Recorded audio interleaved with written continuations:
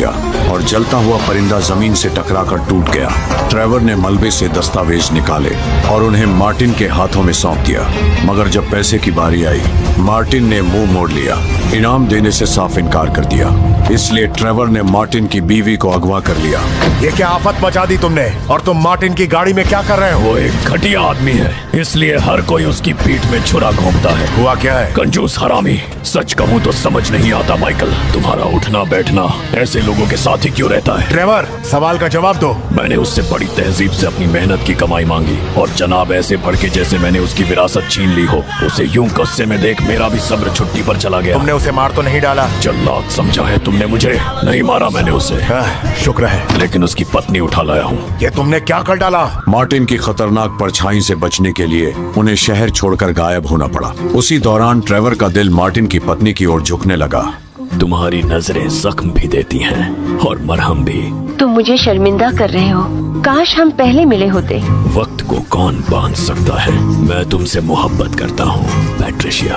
तुम इस जहान की सबसे खूबसूरत हकीकत हो।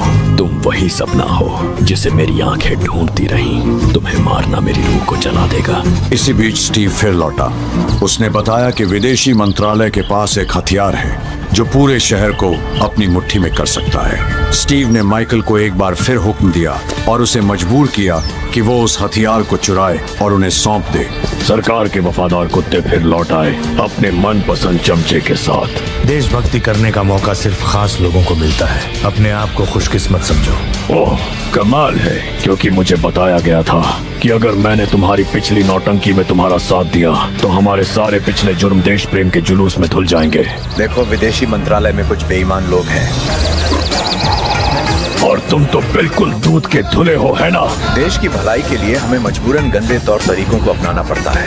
वाह, कितनी महान और पवित्र गंदगी है। ये मामला आतंकवाद से जुड़ा है। विदेशी मंत्रालय एक जहरीला हथियार तैयार कर रहा है जो पूरे शहर को अपनी मुट्ठी में कर सकता है। हमें तुमसे इसकी तहकीकात करवानी है और वो हथियार हमारे लिए चोरी करवाना है। मतलब अब जनता की मौत भी सरकार के दोगलेपन का हिस्सा है। इस मिशन के लिए तुम्हें नाव, भार उठाने वाला हवाई जहाज, गाड़ी और हथियार ये सब खुद जुटाना होगा। स्टीव के हुक्म के मुताबिक इस मिशन को अंजाम देने के लिए उन्हें एक भारी भरकम हवाई जहाज चाहिए था, मगर जेबें खाली थीं और रास्ता खतरों से भरा था। इसलिए उन्होंने इस मिशन को अंजाम देने से पहले एक और चोरी करने की ठानी।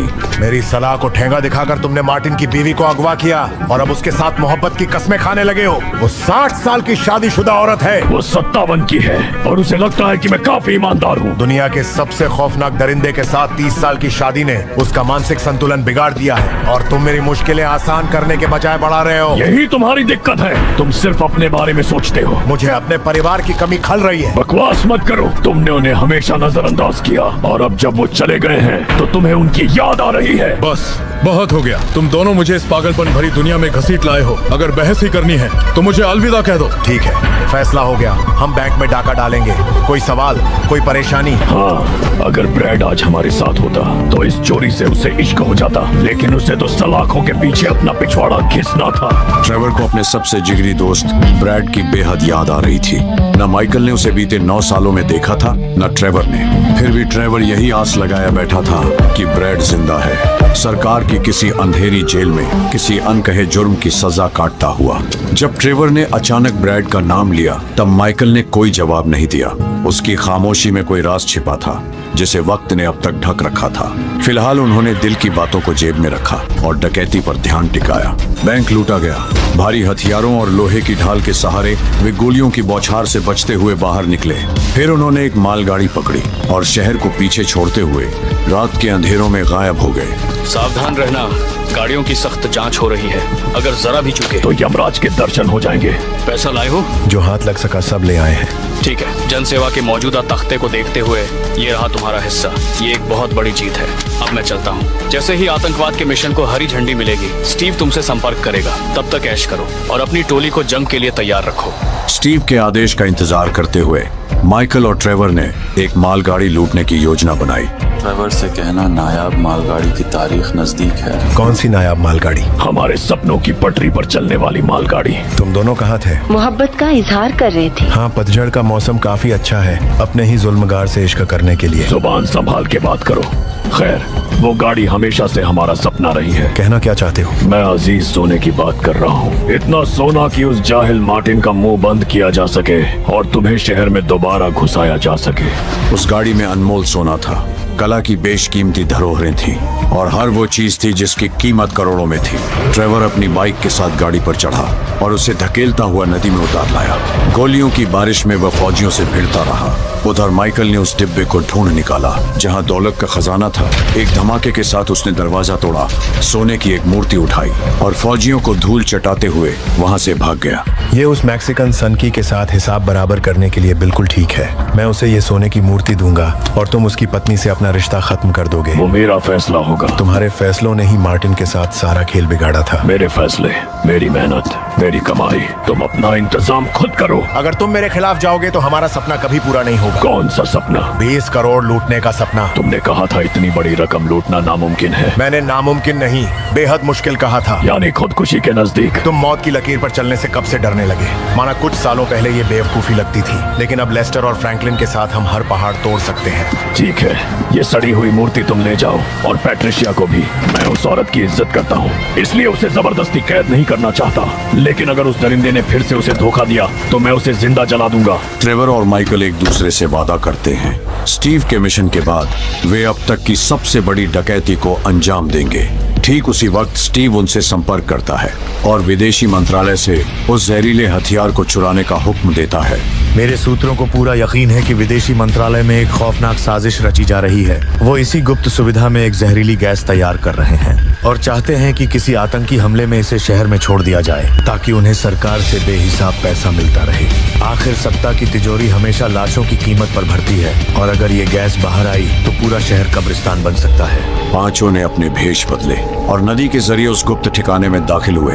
अंधेरे में उन्होंने वो जहरीला हथियार चुरा लिया। न्यूरोटॉक्सिन अब उनके कब्जे में था। ट्रेवर आसमान से हेलीकॉप्टर लेकर उतर ही रहा था कि तभी सायरनों की चीख गूंज उठी। पहरेदारों को उनकी मौजूदगी का पता चल चुका था और अब हर साया दुश्मन बन चुका था। हमने मौका खो दिया, फौजी अंदर घुस चुके हैं। अब भी वक्त है, हम यहाँ से भाग निकलेंगे। ये जुए से भी ज्यादा खतरनाक है। अगर वो परिंदा गिरा तो पूरा इलाका जल जाएगा। तो वक्त बर्बाद मत करो और दिमाग दौड़ाओ। ठीक है, तुम जाओ, मैं कुछ सोचता हूँ। गद्दारी के इल्जाम से बचने के लिए स्टीव अपने आप को गोली मार लेता है जिससे वो खुद को एक बेगुनाह साबित कर सके और फौजियों को अपने झूठ के जाल में फंसा सके। मैं सरकारी अफसर हूँ और उन लुटेरों ने मुझ पर गोलियां बरसाई। इसे तुरंत हिरासत में लो। हिरासत में तो तुम्हें होना चाहिए। मैंने अपने वतन के लिए गोली खाई है। न्यूरोटॉक्सिन को कड़ी पहरेदारी वाले अड्डे पर पहुंचा दिया जाता है। इसी बीच ट्रेवर मार्टिन की पत्नी को वापस ले जाता है। उसकी इज्जत करना और उसे सही सलामत रखना। ऐसा ही होगा दोस्त। नहीं तो मैं तुम्हारा दूसरा कान भी काट डालूंगा। मेरी समझ से तो हम तीनों, तुम, मैं और माइकल गहरे दोस्त हैं। इतने गहरे कि एक दूसरे से दूर रहना ही हमारी दोस्ती की पहचान है। और उस मूर्ति के लिए माइकल को धन्यवाद कहना, वो सचमुच लाजवाब है। अब वो इतिहास की सबसे बड़ी डकैती की साजिश रचने जा रहे हैं। सुपर बैंक से 20 करोड़ की रकम हथियाने की साजिश। पहले हम फौजियों से हिसाब चुकता करेंगे ताकि विदेशी मंत्रालय हमारे पीछे न आए। फिर एक आखिरी बार जो इतिहास की सबसे बड़ी डकैती कहलाएगी। उसके बाद तुम अपने घर लौट जाना। मैं नशे का कारोबार संभालूंगा। हम ब्रैड को आजाद करवाएंगे और फिर सुकून की जिंदगी जिएंगे। ये सबसे बड़ी डकैती का आखिर माजरा क्या है? माजरा ये है कि हम इतिहास की सबसे बड़ी लूट की दास्तान लिखने जा रहे हैं। बरसों पहले एक दूर देश में 3 आदमी थे, माइकल, ट्रेवर और लेस्टर। और ब्रैड भी। हाँ, कभी कभी ब्रैड भी। हम लुटेरे थे, झूठ के उस्ताद थे और लोगों के जख्मों पर नमक छिड़कने वाले कलाकार थे। हमारी जिंदगी अंधेरों में बीतती थी मगर सपना एक ही था। एक बेहद अहम सपना, सबसे खतरनाक सपना। और वो सपना क्या था? इतिहास की सबसे बड़ी डकैती। तकरीबन 1000 सोने की ईंटें। हम शोहरत के बादशाह बनेंगे। जब सब लोग अपनी जिंदगी की सबसे बड़ी डकैती के सपनों में मग्न थे तब ट्रेवर माइकल के पास जाता है और उससे एक ऐसा सवाल करता है जो उनकी दोस्ती में दरार लाने वाला था। जिस डर को माइकल अब तक टालता आया था आज वो हकीकत बनकर उसके सामने था। हम इस खेल में फिर लौट आए हैं। बस ब्रैड को सलाखों से बाहर निकालना है, फिर हमारी किस्मत चमक उठेगी। फ्रैंकलिन जातिवाद मिटाता है, लेस्टर तकनीक संभालता है। बस एक हिजड़े की कमी है, फिर हम नए जमाने का दस्तूर बनेंगे। मैं अब इस दलदल से थक चुका हूँ। हम ये आखिरी डकैती करेंगे और फिर अलग रास्ते चल पड़ेंगे। मेरे लिए ये कोई खेल नहीं, जिंदगी जीने का जरिया है। मेरे कंधों पर परिवार की जिम्मेदारी है और मेरे पास तन्हाई है। मेरा किसी को ख्याल नहीं। मुझे हाँ, मैंने तुम्हारी कब्र देखी थी और अपनी दोस्ती दफनाई थी, लेकिन फिर मैंने जाना वो सब एक झूठ था। ना उस वक्त तुम एक मुर्दे थे, ना आज तुम एक सच्चे मर्द हो। अपनी बात करो। मैं तुम्हारी सबसे भयानक हकीकत हूँ। इन बेफिजूल धमकियों का कोई फायदा नहीं। मेरा एक सवाल है जो मुझे काफी वक्त से खल रहा है। 10 साल पहले तुम्हारी जगह किसे दफनाया गया था? मैं इस सवाल के जवाब से अनजान हूँ। लेकिन शायद मैं जानता हूँ। क्या जानते हो? कि तू एक गद्दार है हरामी। तूने मेरे जज्बातों के साथ खेला। मैं तुझे मार डालूंगा। ट्रेवर माइकल की बनाई हुई झूठी कब्र को जांचने पहुंचा, ये जानने के लिए कि आखिर उसमें कौन दफन था। माइकल उसके पीछे आया और उसी पल एक ऐसा राज सामने आया जो उनकी दोस्ती को राख में बदलने वाला था। उस कब्र में ब्रैड दफन था। ट्रेवर इस सच के सामने टूट चुका था। जिस दोस्त पर उसने आंख बंद कर भरोसा किया था, उसी दोस्त ने एक बार फिर उसे धोखा दिया था। वो दोस्त जिससे वो लगभग 10 साल बाद फिर मिला था, आज उसका दुश्मन बन चुका था। दुख ने उसके शब्द छीन लिए थे और गुस्से ने उसकी जुबान। बिखरे भरोसे के साथ उसने माइकल को जान से मारने की धमकी दे डाली। जो दोस्त कभी सैकड़ों डकैतियां एक साथ करते थे, आज आमने सामने खड़े थे जहां माफी की कोई गुंजाइश नहीं थी। एक और माइकल जिसने अपने परिवार के लिए झूठ चुना, और दूसरी ओर ट्रेवर जिसे उसी के सबसे करीबी दोस्त ने तोड़ दिया। मैंने तेरी मौत का मातम बनाया था और मुझे रोज तेरी कमी महसूस हुई, लेकिन मेरे पास एक परिवार है। अंत में हम सबकी मंजिल मौत है। ब्रैड बस हमसे पहले चल बसा। तेरी दोस्ती और जहरीले सांपों की नस्ल में कोई फर्क नहीं। मैं नहीं चाहता था हमारी दोस्ती में ये मोड़ आए। तू चाहता था, बस हिम्मत नहीं जुटा पाया। मैं तुझे नहीं मार सकता और न तुझ में दम है। चुपचाप गोली चला और हमारी दोस्ती का अंत लिख दे।